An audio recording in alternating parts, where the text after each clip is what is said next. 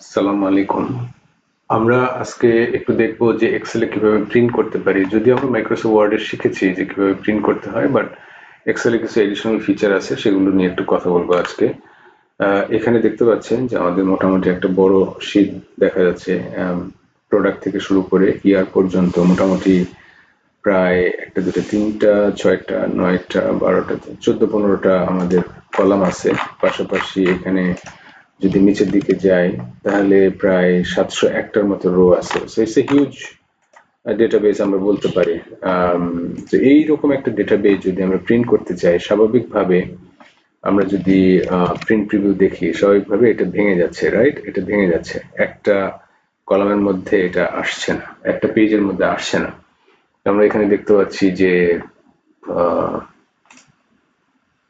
এখানে যদি একটু, সাধারণত এরকম থাকে, নো স্কেলিং থাকে। তো একটা দুইটা তিনটা চারটা পাঁচটা কলাম আমরা এখানে দেখতে পাচ্ছি। সো ভেঙে ভেঙে এরকম আসছে। তো আমরা এটাকে একটু ঠিক করতে চাই, সেটিং গুলো চেঞ্জ করে ঠিক করতে চাই। কি করব? প্রথমে আমরা যেটুকু প্রিন্ট করব, প্রিন্ট করার আগে একটু দেখে নিই। এই যে দেখেন একটা ভার্চুয়াল দাগ দেখা যাচ্ছে এখানে, তার মানে এটা পেজের সীমানা। এখান থেকে শুরু করে এটা পেজটা আসলে এখান থেকে শুরু, সেগমেন্ট থেকে শুরু, এখানে একটা পেজ হয়ে গেছে। এই ম্যানুফ্যাকচারিং প্রাইস থেকে শুরু করে এই যে সিওজিএস, এই পর্যন্ত একটা পেজ। আবার যদি আমরা এখান থেকে প্রফিট থেকে শুরু করে এই ইয়ার পর্যন্ত, অ্যাকচুয়ালি এই যে এস পর্যন্ত আরেকটা পেজ, আমরা ভার্চুয়াল পেজ গুলো দেখতে পাচ্ছি। তো তার মানে এই কলামগুলো ফিট ইন করতে আমাদের তিনটা পেজের সমান জায়গা দরকার, বাট আমাদের তো প্রিন্ট করতে হবে একটা জায়গায়, একটা পেজে। তো সেটা আসলে মূলত আমাদের কাজ আজকে, কিভাবে এটাকে ফিট ইন করতে পারি একটা পেজে। তো প্রথম কাজ হচ্ছে, আমি দেখবো, চেষ্টা করব যে যতটুকু কমানো যায়, ডাবল ক্লিক করলে এটা এই কন্টেন্টের সাথে ফিট হয়ে যাবে। যতটুকু দরকার ম্যাক্সিমাম সেটুকু নিয়ে নিবে। এই স্পেসটুকু আমরা একটু এখান থেকে একটু সেভ করতে পারি এইভাবে ডাবল ক্লিক করে। বাট এটা খুব বেশি হেল্প করবে না, হয়তো সামান্য কিছু স্পেস বাঁচতে পারে। আমরা কি করব, পুরো এক্সেল শিটটাকে একটু সিলেক্ট করে নিই। এইখান থেকে শুরু করে আমরা ইয়ার পর্যন্ত সিলেক্ট করলাম। একটু সহজ করে যদি আমরা এখান থেকে কন্ট্রোল ডাউন এরও দিই, তাহলে আমাদের যেখানে পর্যন্ত কন্টেন্ট আছে সেই পর্যন্ত সিলেক্ট হয়ে যাবে। সিলেক্ট করার পর আমি একটু দেখি যে মার্জিনে গিয়ে, কাস্টম মার্জিনে গিয়ে দেখি কি অবস্থা, পেজটা কি আছে, A4 আছে, ঠিক আছে।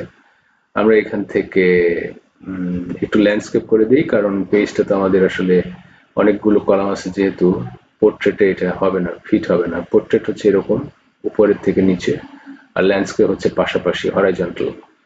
সো এটা করলাম। করে মার্জিনটা আমরা একটু দেখি, টপে 0.75, লেফটে আছে 7, একটু কমাই দিতে পারি, রাইটে একটু কমাই দিতে পারি। হেডার ফোল্ডার যদি থাকে থাকবে, না হলে অসুবিধা নেই। যেহেতু আমাদের উপরে নিচে স্পেসের কোনো সমস্যা নাই, এটা আমি রাখলাম অ্যাজ ইট ইজ। শুধু পেজটা আমি এখানে ল্যান্ডস্কেপটা চেঞ্জ করে দিলাম, ওকে দিলাম। আমরা কিন্তু পোর্ট্রেট ল্যান্ডস্কেপ এখান থেকেও ঠিক করতে পারি, ল্যান্ডস্কেপটা দিয়ে দিলাম এখানে। আর প্রিন্ট এরিয়া, আমরা যে জায়গাটুকু হাইলাইট করলাম এটুকু আমি সিলেক্ট করে দিচ্ছি সেট প্রিন্ট এরিয়া। তার মানে আমি এই জায়গাটুকুই শুধু প্রিন্ট করতে চাই, এক্সেলের বাকি যে অংশটুকু এটুকু আমার প্রিন্ট করার দরকার নেই। আপনি যদি কোনো কারণে মনে করেন যে মাত্র এইটুকু আপনি প্রিন্ট করবেন, এখান থেকে শুরু করে এর পর্যন্ত, তাহলে এটা হাইলাইট করে যদি প্রিন্ট এরিয়া থেকে সেট প্রিন্ট এরিয়া দেন, তাহলে ওইটুকুই হাইলাইট হবে, ওইটুকুই প্রিন্ট হবে। সো আমি মোটামুটি এটা সিলেক্ট করলাম। এখন যদি আমি কন্ট্রোল পি তে যাই, তাহলে আমি দেখতে পাচ্ছি এখানে 44 পেজ আছে, 44 পেজ লাগবে। সো এখন পর্যন্ত এটা আসলে অনেক বড়। একটা প্রিন্টার খোঁজার চেষ্টা করছি আমি, এটাকে মাইক্রোসফট প্রিন্ট দিয়ে দিলাম, প্রিন্ট টু পিডিএফ, সো এটা খুঁজবে না। আচ্ছা, এখন এখানে আমরা একটু কাজ করতে পারি, যেমন এই যে নো স্কেলিং দেওয়া আছে, নো স্কেলিং এর জায়গায় আমরা fit all columns on one page, all columns in one page, এটা দেওয়ার পরে কি হবে, আমাদের যতগুলো কলাম আছে সবগুলো কলাম কিন্তু ফিট ইন হয়ে গেল, একটা পেজের মধ্যেই চলে আসলো। এখন আমাদের এই 45 থেকে 15-এ চলে আসলো, তার মানে আমার কলামগুলো সব একসাথে ফিট হয়ে একটা পেজে আসছে, শুধু রো গুলো নিচে নিচে এভাবে যাচ্ছে। আচ্ছা, এখানে ড্রাফট দেখতে পাচ্ছেন, এটা আমরা হেডার অ্যান্ড ফোল্ডারে সেট করে দিয়েছি, যার কারণে এটা আসছে। আর আরেকটা কাজ আমরা করতে চাই, যেমন এখানে এই যে 15টা পেজ আছে, আমরা তো এখানে এই টাইটেলটা দেখতে পাচ্ছি না, টেবিলের টাইটেলটা তো শুধুমাত্র উপরের পেজটাই দেখতে পাচ্ছি, প্রথম পেজটাই দেখতে পাচ্ছি। আমরা যদি সবগুলো পেজে দেখতে চাই এই টাইটেলটা, সেক্ষেত্রে আমাদের আরেকটু কাজ করতে হবে, সেটা হচ্ছে এই প্রিন্ট টাইটেল। এই প্রিন্ট টাইটেলে যদি আমি ক্লিক করি, তখন আমি এখানে বলে দিতে পারি, রোতে বলে দিতে পারবো যে এই যে প্রথম টাইটেলটা, এটা ক্লিক করলাম, ক্লিক করলে আমার এখানে দেখেন $1:$1 হয়ে গেছে। তার মানে এই যে প্রথম টাইটেলটা, এটা পুরো রোটা সিলেক্ট হয়ে গেছে। ওকে দিলাম, দেওয়ার পর আবার আমরা একটু কন্ট্রোল পি তে যাই, প্রিভিউতে যাই এবং সেকেন্ড পেজে গিয়ে দেখি, দেখেন এই কলামগুলো এখন সব টাইটেলগুলো এখন সব পেজে চলে আসছে। তো আপনি যখন এখন প্রিন্ট দেন, তাহলে প্রত্যেক পেজ থেকে আপনি বুঝতে পারবেন যে এই ডেটাগুলো আসলে কিসের ডেটা, এই টাইটেল থেকে দেখে দেখে বুঝতে পারবেন। সো এইভাবে আমরা আসলে এক্সেলে প্রিন্ট করতে পারি। So that's the one thing. Secondly আমরা একটু শেপ নিয়ে কথা বলি। যদিও আমরা মাইক্রোসফট ওয়ার্ডে কাজগুলো করেছি, যেমন এখানে হায়ারার্কিক্যাল অর্গানাইজেশন চার্ট আমরা দেখতে পাচ্ছি। এটা কিভাবে করা যায় এক্সেলের মধ্যে, আমরা ইনসার্টে যেতে পারি, ইনসার্ট থেকে আমরা এখানে দেখেন অনেকগুলো শেপ আছে, এখানে শেপ আছে, পিকচার আছে, শেপ আছে, আইকন আছে, 3D মডেল আছে, স্মার্ট আর্ট আছে। তো আমরা এখান থেকে শেপ নিয়ে তো শেপের কাজগুলো করতে পারি, পিকচার ইনপুট করতে পারি, আইকন নিতে পারি। তো আমরা এই অর্গানাইজেশন চার্ট করার জন্য স্মার্ট আর্টে যাব। স্মার্ট আর্টের থেকে আমরা যাব হায়ারার্কি।